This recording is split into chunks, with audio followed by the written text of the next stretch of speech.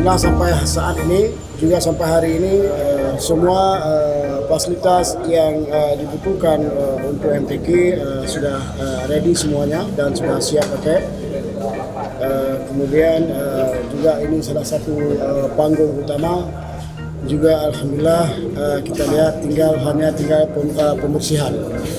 Jadi tinggal kita bersih-bersihin. Nah, ini juga kita lihat semua perangkat pemerintah sudah mengarahkan semua pekerja untuk membersihkan di tempat panggung utama.